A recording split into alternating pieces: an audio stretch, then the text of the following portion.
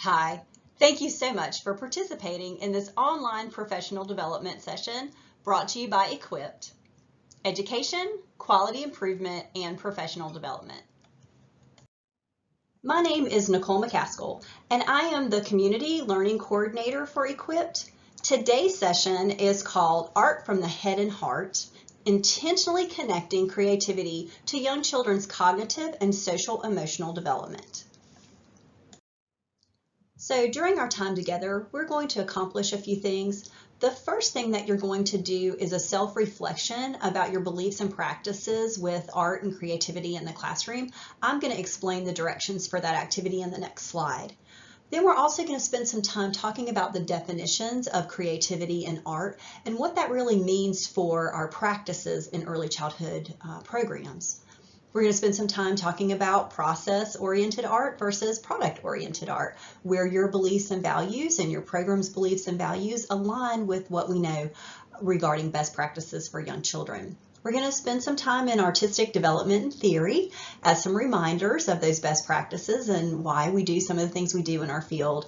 And then we're going to spend time allowing you to read some classroom scenarios for you to think about your practices and what the effect of the choices we make on how we implement our activities and creative activities in the classroom, what effect does it have on young children, and what is our purpose? Why do we do what we do, and then how do children respond and internalize those activities? So let's get started.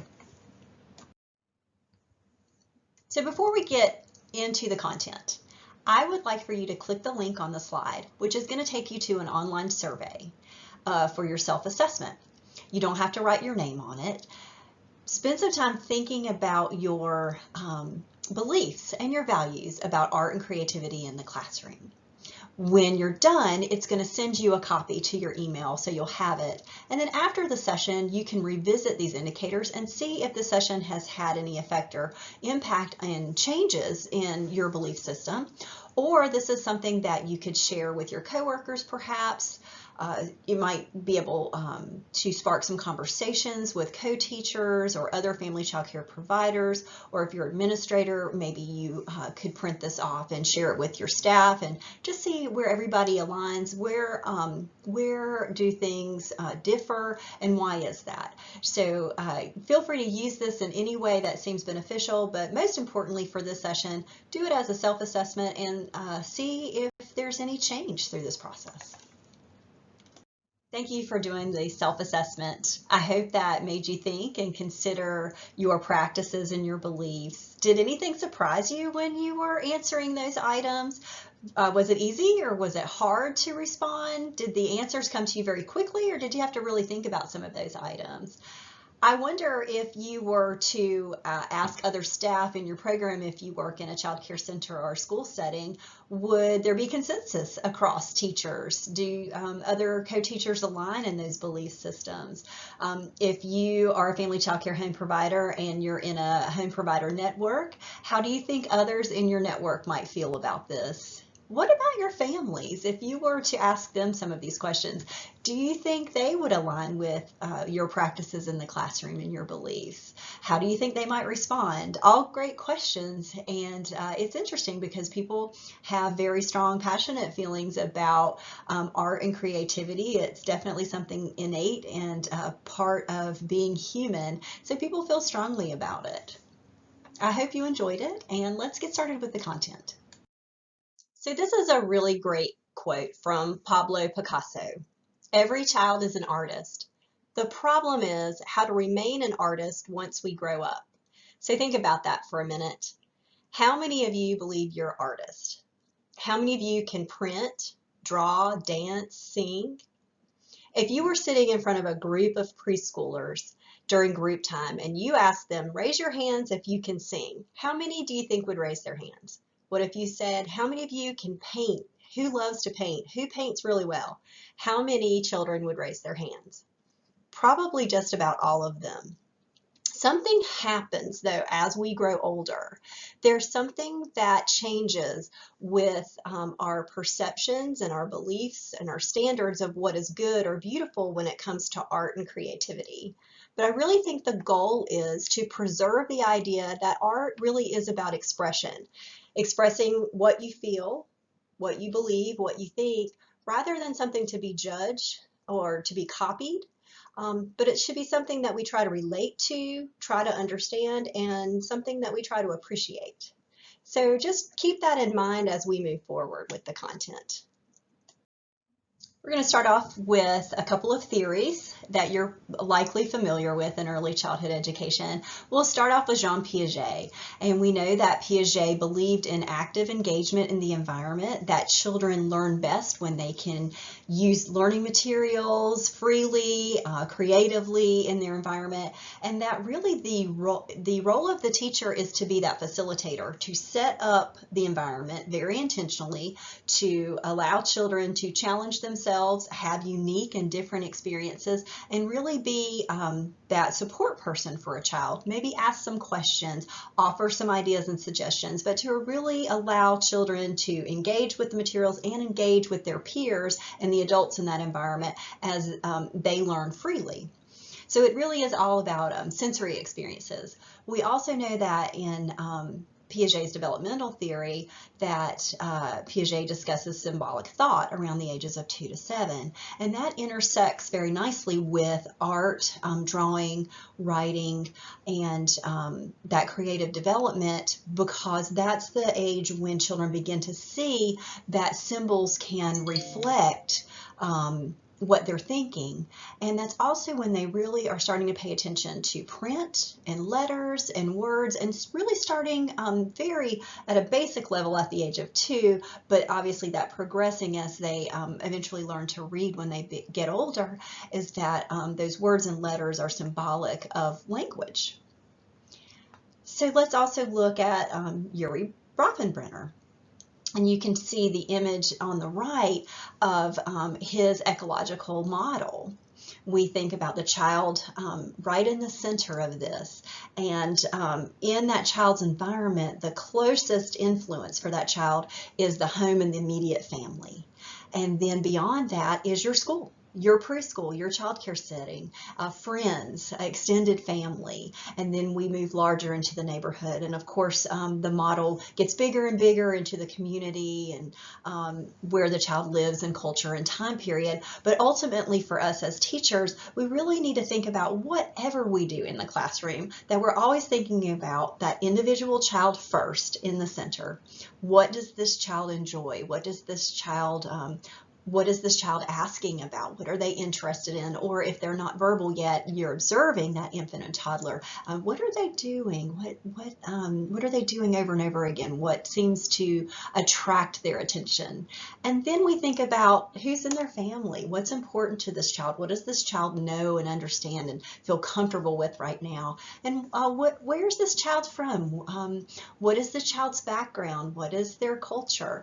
Do they come from a different culture and they're new to the culture of your program? And what does that mean? So there's a lot of different things for us to think about.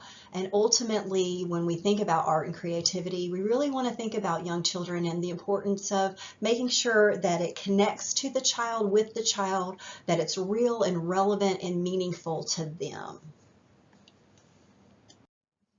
I have a story to share with you that relates to Brofenbrenner's ecological model. So last summer, I had the privilege and honor to participate in a study abroad for a couple of weeks through UNC Wilmington, and we went to Belize, to San Pedro Island. During that time, we implemented an early literacy camp. We also focused on math number as well, connecting it to early literacy. And in this example, in this image, the children are making Play-Doh. So part of the goal for this activity was to show a recipe, a very simple recipe for making dough, and the children had to measure. They had to read the words and measure and stir and form the dough. Well, of course, once that activity was done, they wanted to play with the art dough, and that's what happened. So in this image, they're playing.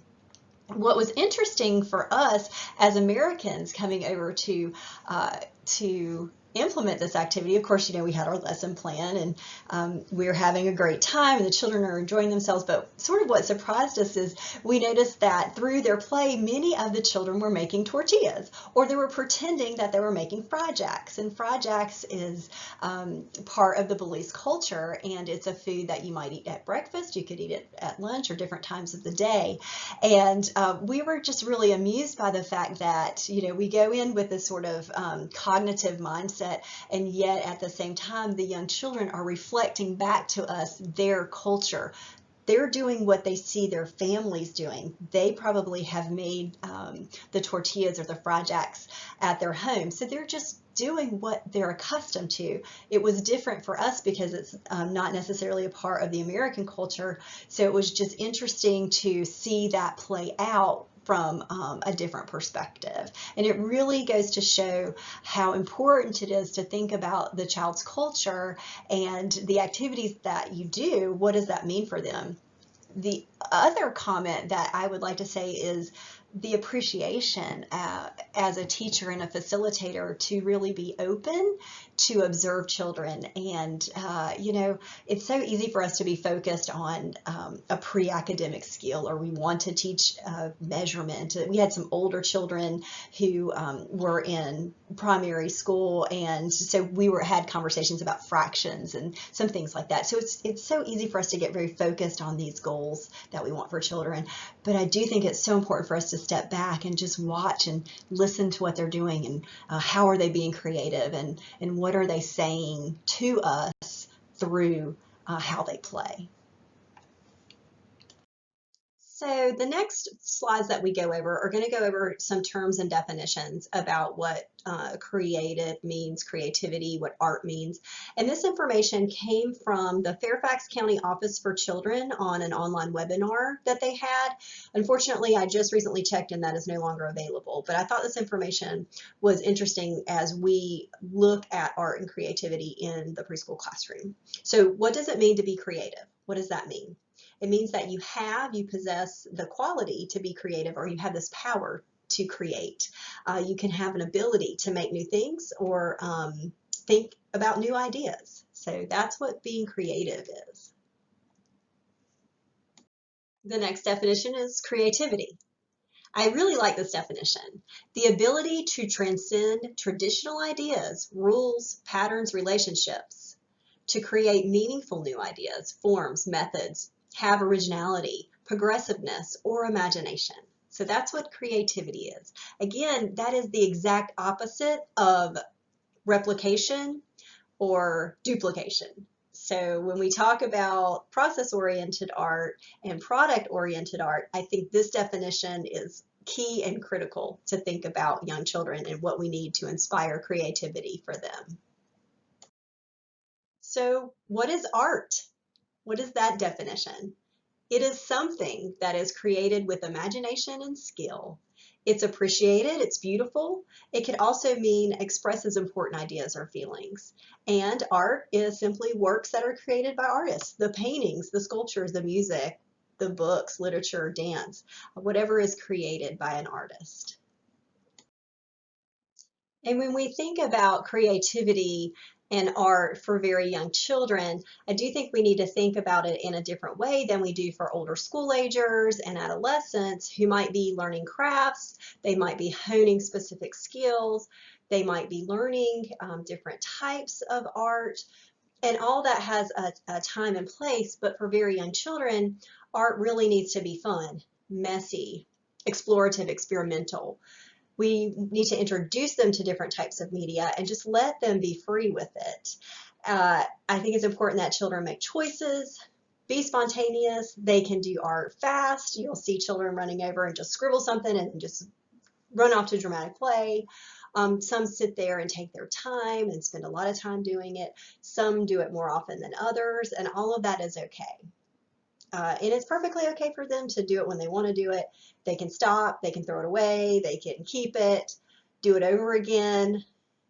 And when we think about art and creativity in children, we really should think about it not being something that they copy or looks like somebody else's work, that it's really just part of that process. And when we think about product-oriented art or process-oriented art, which we'll talk about in a minute, I think this definition of what art should be for young children is really important for that conversation.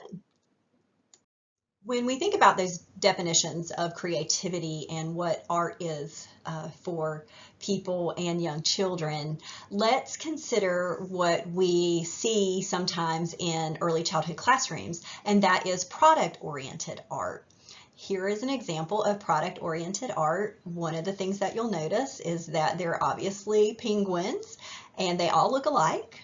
The art medium is all the same, looks like a different color construction paper and some googly eyes, and the children have pasted the penguin together, and looks like some of the eyes are different colors, and some of them look a little bit different from the other, but overall the effect is today we're going to make penguins, and this is how you do it.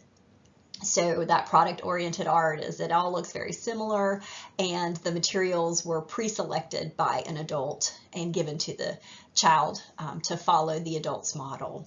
I do want to point out, if you're thinking about the environment rating scales and if you have assessments coming up, that the rating scales actually require more process-oriented art. I gave an example on the Eckers R. It defines process-oriented art is that children can choose the subject matter and or the different types of art medium, and then they can carry out the art in their own unique way. There on the Eckers R, there are some allowances for the use of product-oriented art if you wanted to do so, but very infrequently, and being strategic about when you might want to do that. So I just wanted to point that out. So think about what you do in the classroom and how this aligns with what you do in the classroom. So let's compare these examples of more process-oriented art with the penguins.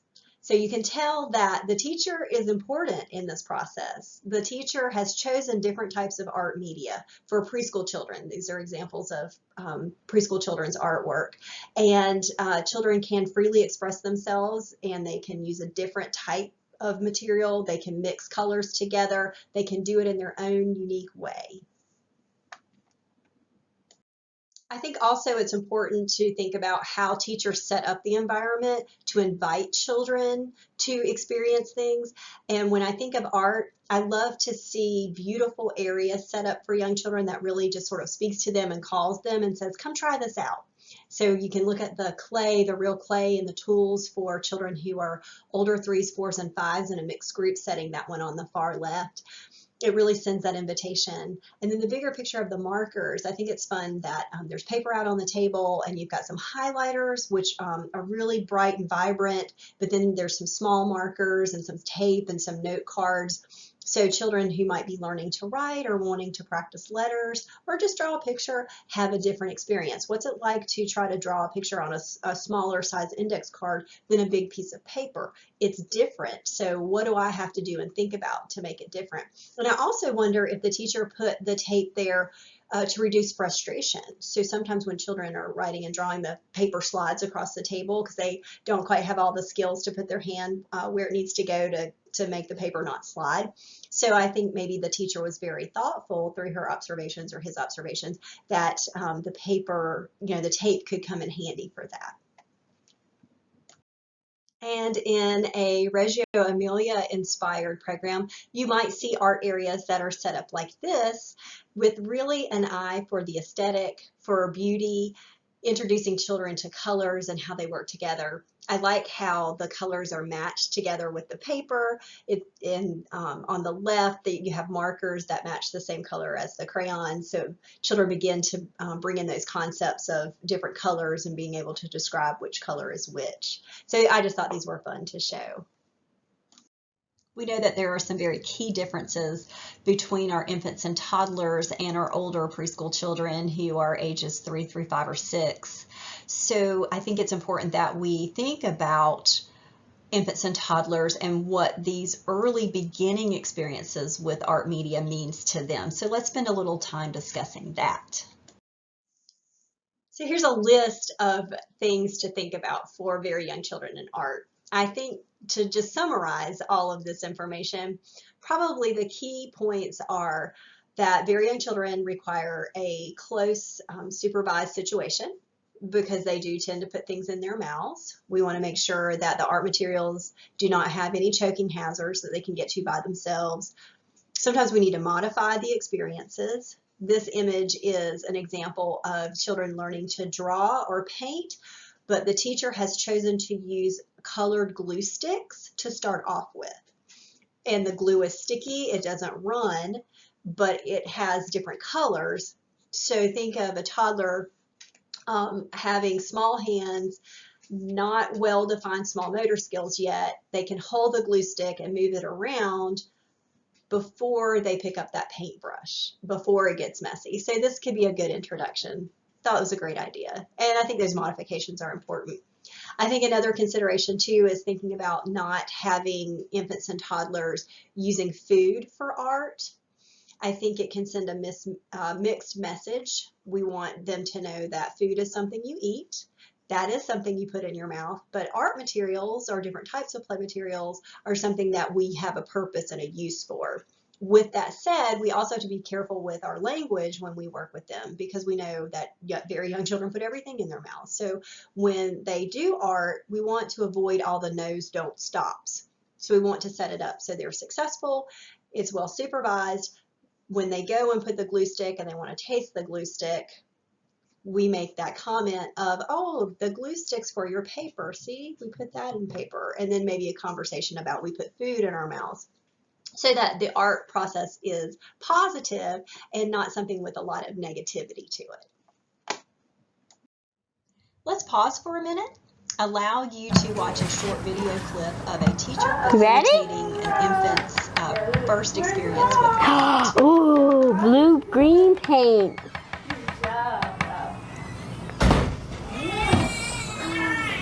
Can I sit on the bench? Ooh, how's it feel? Is it cold? Ooh. Yeah, I like that. You want to share? You can touch my hand. It's okay. I like the paint. Ooh, thank you for sharing. Look, I'll put it on your paper. You can do it. How does it feel? Ooh, you want to share? I know, Nathan's a sharer. It's okay to share. I like the paint. Yeah, see? Squishy? Yeah, you would rather paint Miss April today? That's okay. It feels good?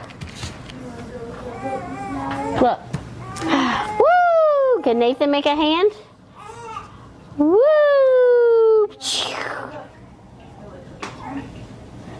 Yeah, there you go. There we go. You feeling it now? So pretty. Look, that looks like a wave in the ocean. One of the great things about the preschool classroom is that the different areas of study do cross over in so many different ways. And I think that is extremely true for art. Art and creativity spill over into all the different learning centers, and it's true in the reverse as well. One of the questions I get from teachers is when they're thinking about process-oriented art, the question is, I think it's great that children can experience the process of painting at the easel or the open-ended activity of using Play-Doh with different tools or adding some beads or stones to the Play-Doh and seeing what they do with them. But how can I connect art to a current theme or study in the classroom? Because product-oriented art or project art is this easy connect. We're studying cold weather and animals who like cold weather. Well, let's make a penguin. So there's this easy connection. I think sometimes for teachers, it can be a challenge to think, how can I connect this process art to what we're talking about in the classroom? So when I think about that, I think conversations that I have with teachers begin to talk about beauty in the world, inspiring them to be creative, looking around into the world and what's happening. So if it is turning into winter, then what do you see when you look outside? You see sticks, You see no leaves on the trees. So how do you bring that into the classroom and let children reflect that back? So the use of a lot of natural items, interesting things, and then also thinking about those concepts of nature and science too, because there is a lot of nature and science in art. So thinking of reflection, light, shadow, texture, depth, and what could that mean for young children? One area of study in a classroom might be the process of a plant growing, or talking about plants and flowers, talking about gardening. Those are very common areas of study for young children. So on the left, we have an example of how the teacher has brought in inspiration for what's going on in the world, that flowers are blooming, and what are the parts of the flowers? Do we see the petals? Do we see the stems, leaves? What do you need for flowers and plants to grow? So you have all of this nature science language happening, but then you have these beautiful examples of what's happening. You have these flowers. So the teachers place them out, they're on the table, and then the children can paint or draw. And I even love that there's etch-a-sketches there. So this is a different way to be creative. So the children can draw or paint. They could even ignore the flowers if they wanted to and draw something completely different if there's something on their mind that they want to do something completely different. In contrast, on the right, we have that product art. I mean, they're very pretty. I love all the colors, but it doesn't allow the child a lot of creativity in this process. Here's the end result. Pick, do you want a red flower, blue flower, purple flower? Then let's make it.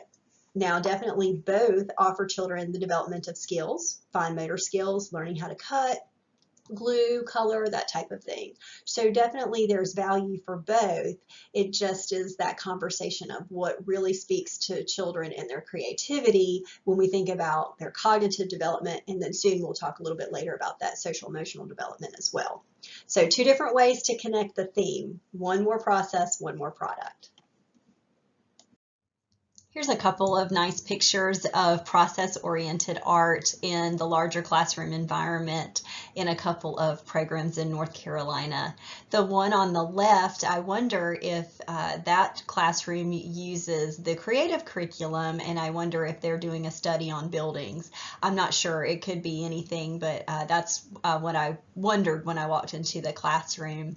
The classroom on the right, I find it very interesting to see the different types of media that the children are doing. And when I look at that one picture in the center, it looks like it might be a turkey with a smiling face. I'm not sure. This could be the fall of the year. It looks like we've got some purples and oranges and browns, and then it looks like that could be a turkey, so maybe it's November.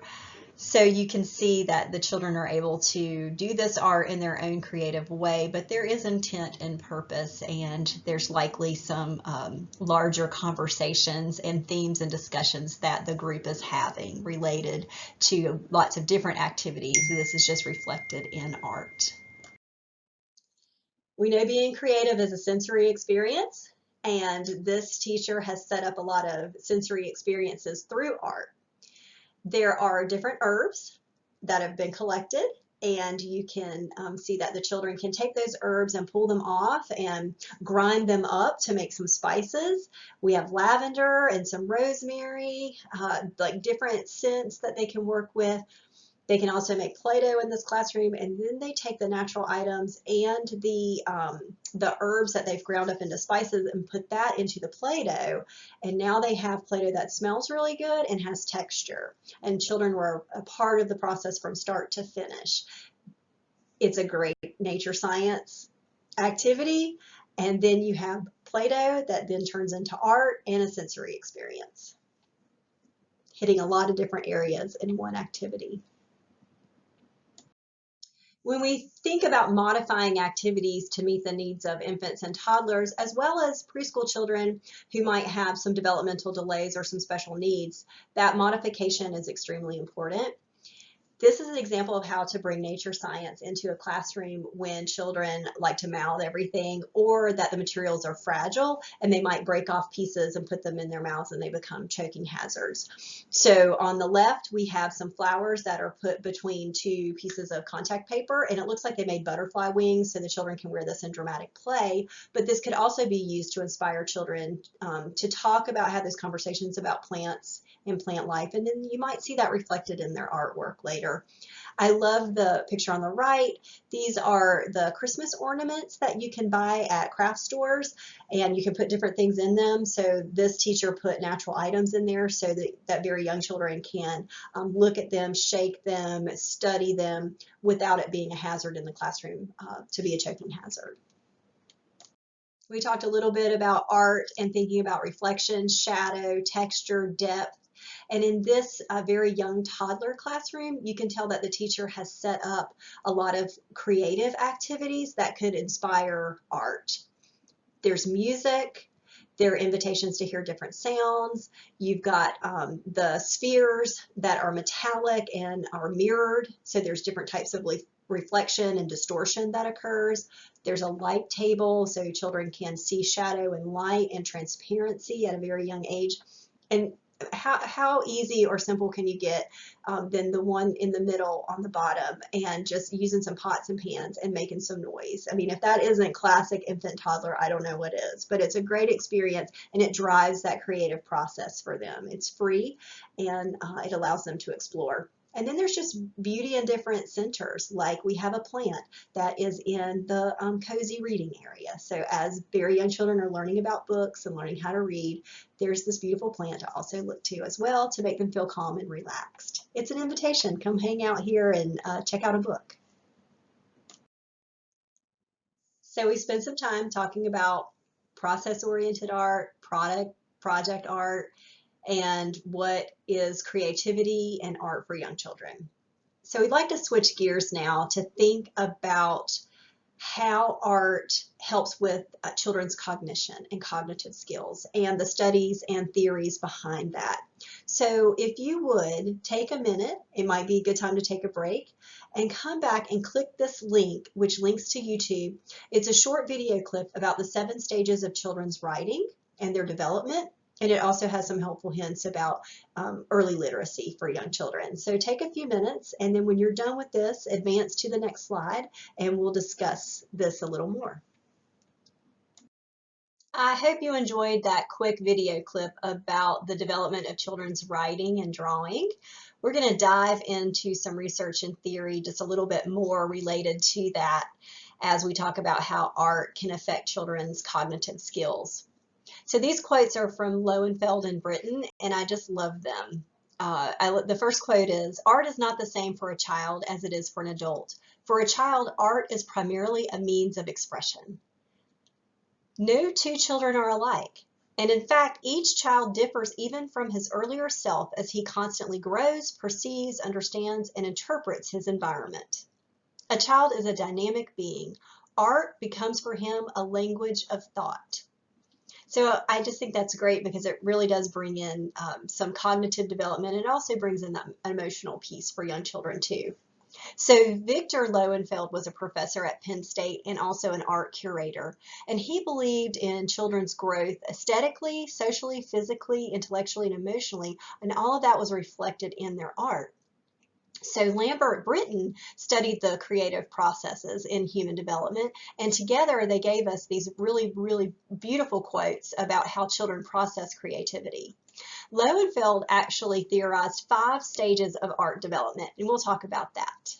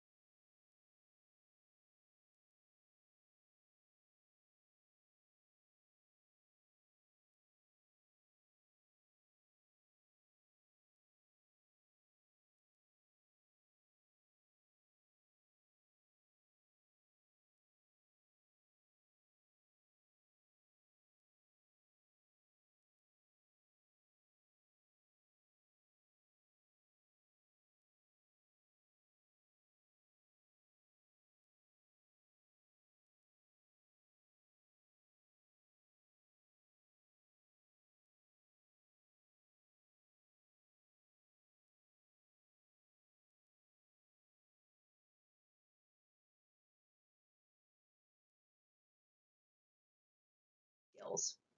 So here's a great example of what this looks like.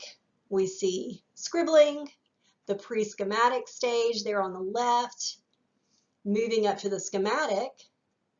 And when you see the schematic stage, you can see, I'm not sure if that is a monster or a person, but size and perspective may not quite be there. But then as children age and grow older and mature, we can see that they begin to see this realism reflected in their art. And you can see the 8 through 10-year-olds that they really have reflected more of what it looks like in real life.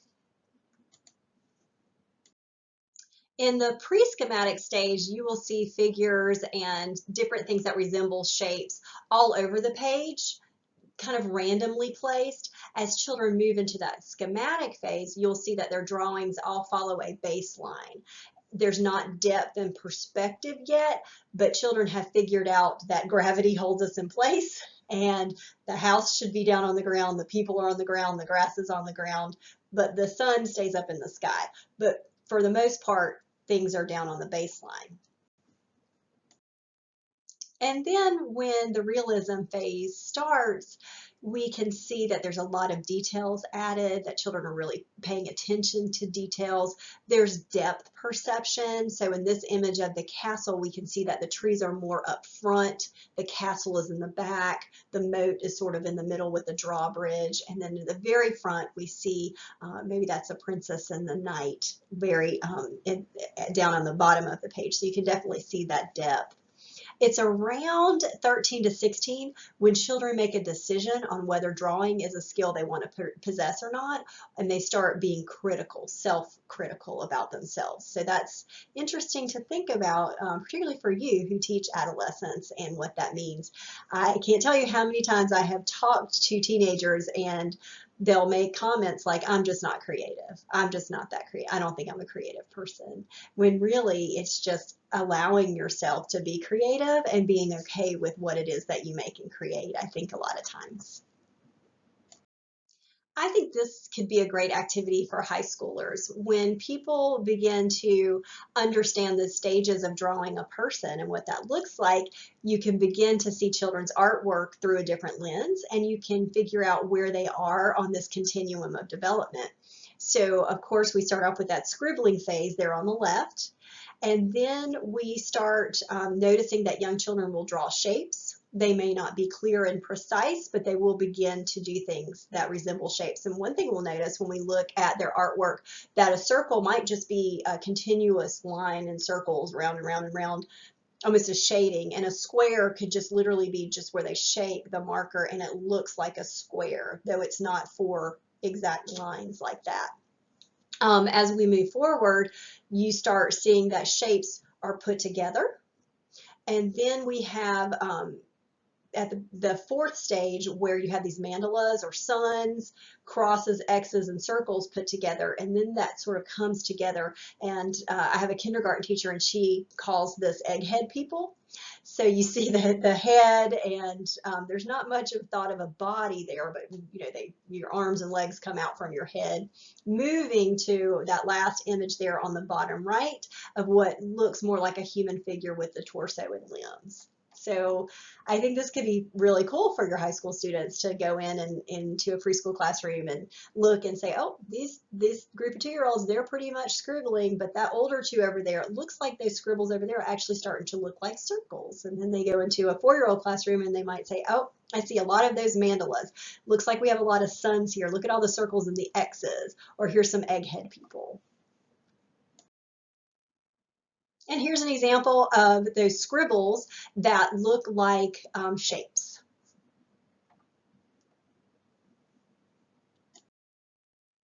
Okay, so time to pause for just a minute. If you will click on this link for a really quick short video clip from an art therapist, we'll bring in this emotional piece, this consideration for art from the head and heart.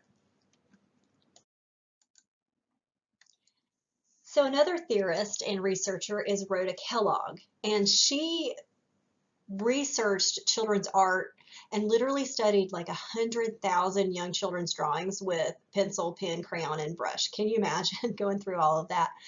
And what she found is that there are some basic types of scribbles through her work. And here's a good example of what they are.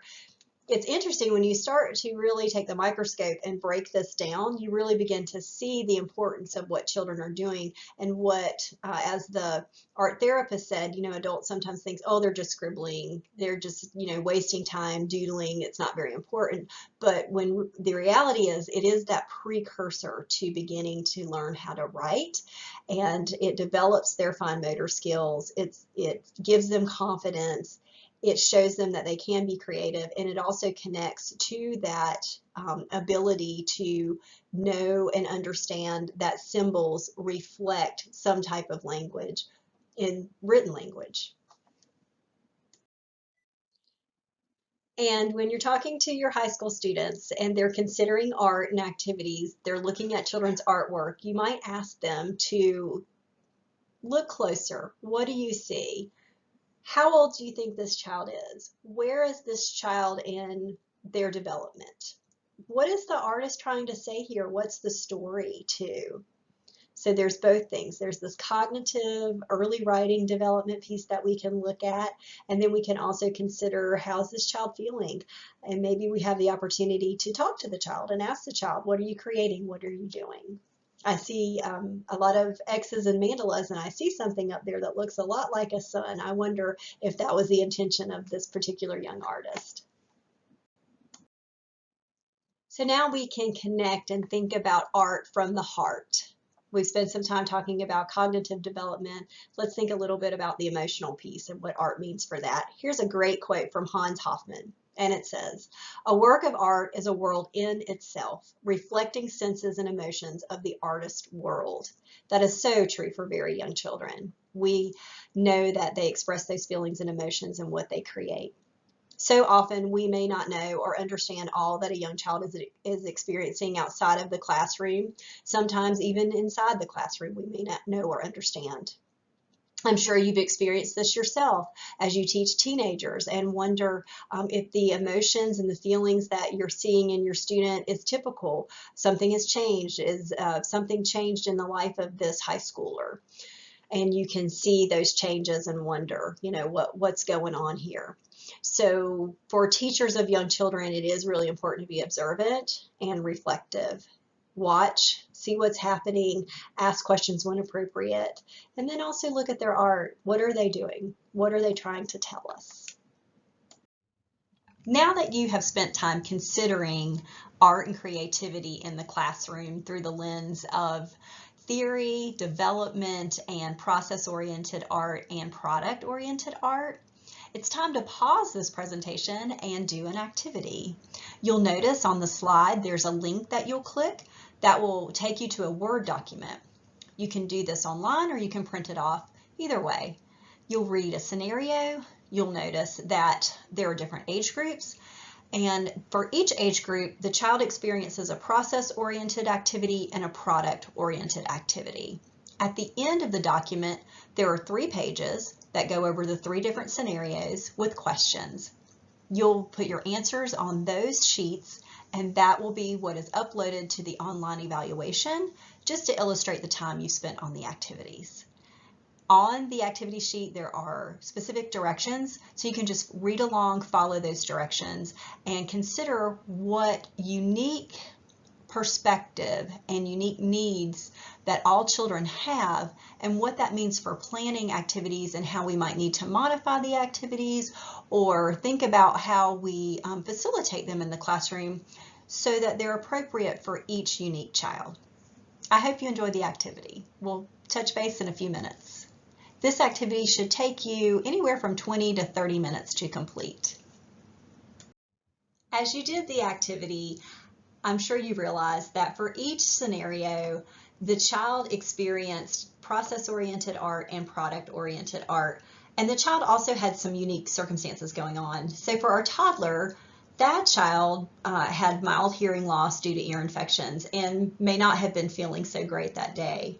When we think about the different art activities, it's important, I really think, to consider each child and what their needs are. So we had this toddler who wasn't feeling well and just probably needed something relaxing and calming and not anything difficult, and probably not something with a lot of directions, which is hard for toddlers to do and understand anyway.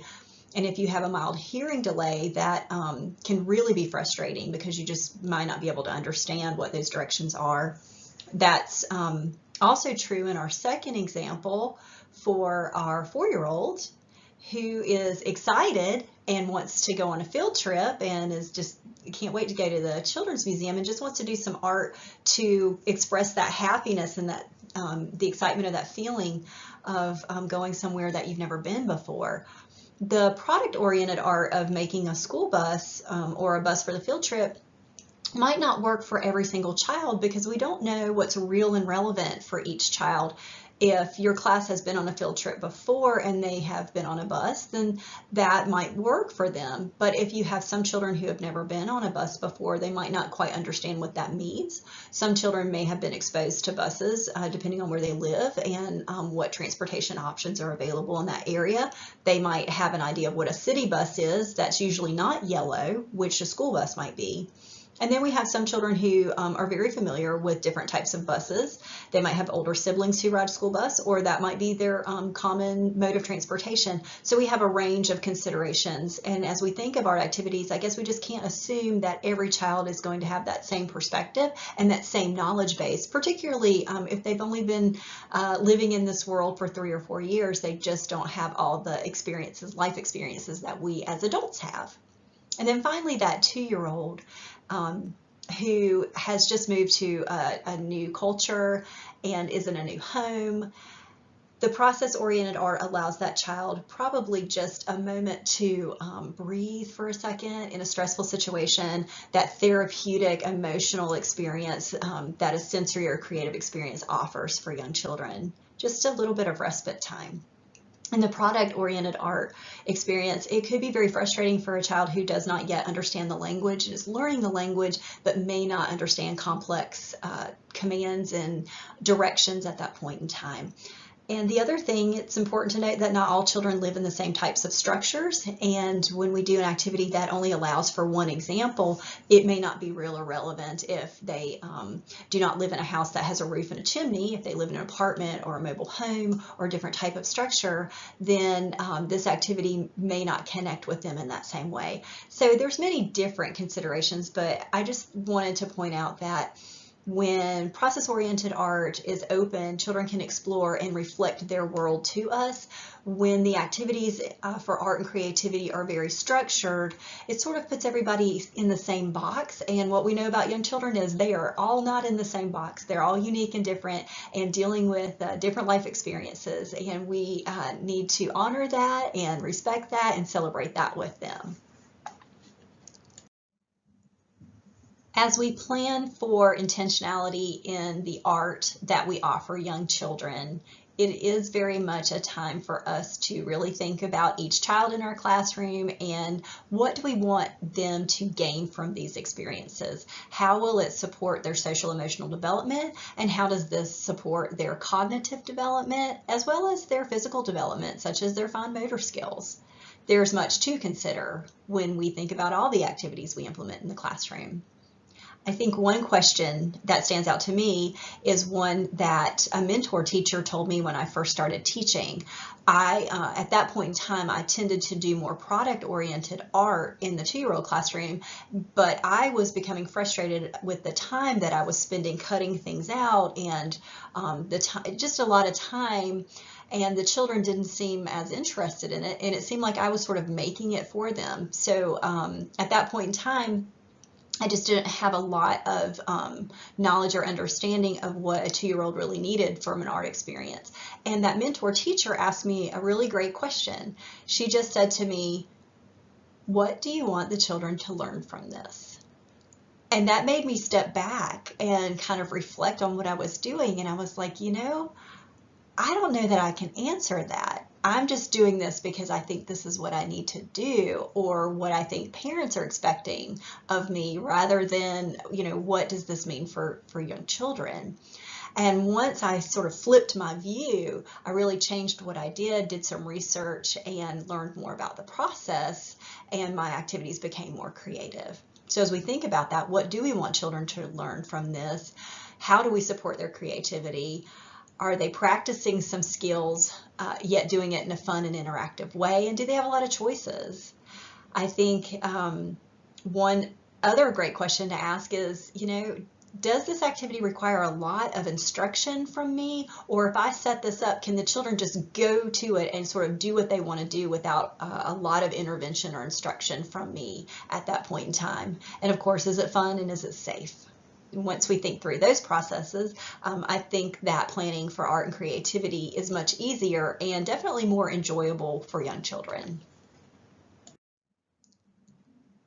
I thought I would show another great way to implement some messy art creations. Depending on the setting you're in, you may or may not want to have super messy activities. If you're a family child care home provider, for example, and your program occurs in your kitchen, in your dining room, in your living room, those are areas that your family uses as well, and you may want to protect some of those areas from some messier activities. I kind of have this mantra that whatever you can do inside, you can certainly do outside. So for some of those very messy activities, if you want children to be super creative, take the activity outside. In these pictures, you'll see there are four. This teacher set up an easel with a stool and allowed the children to take different paint cups filled with paint and pour the paint down the easel on the other side. So a lot of cause and effect and experimentation and color mixing occurred. I'll show you what the end result looks like next. And so this child created this really cool paint drizzle art. And it was very much about the process, but it is very bright and colorful.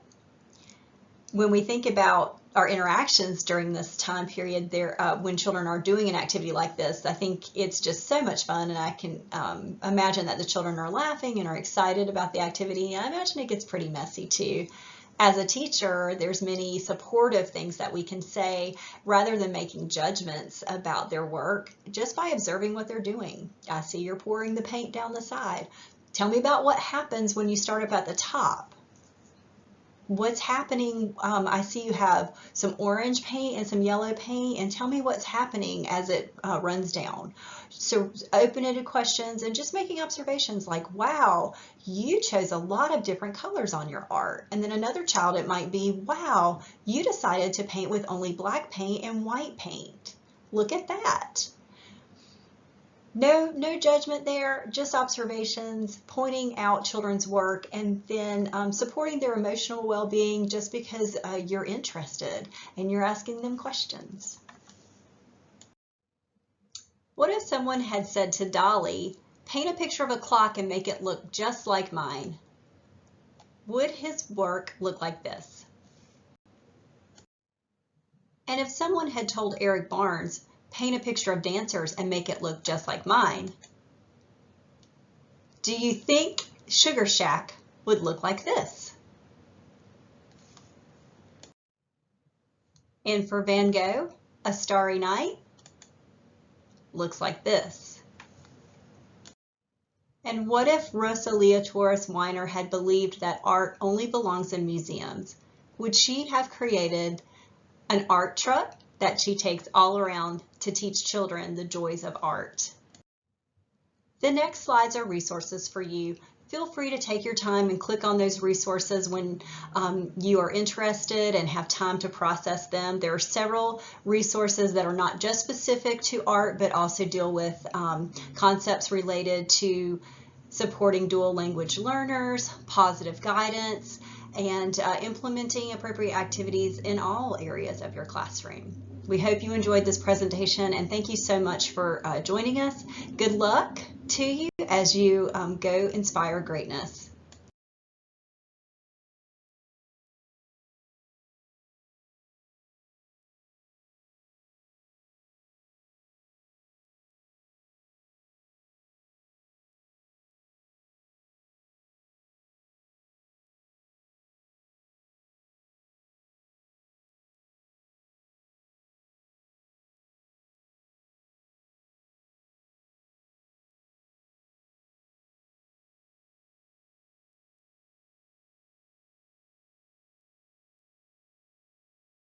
The next set of slides are just some resources. Feel free to click on these links and see what resources that could be available. I'm sure you have many more. There's a couple more video clips that are optional for you to look at. I thought they were really interesting and connect to art in different ways, thinking about different cultures, language, dual language learners, and those links for positive guidance resources as well. So you can just click through those next few slides.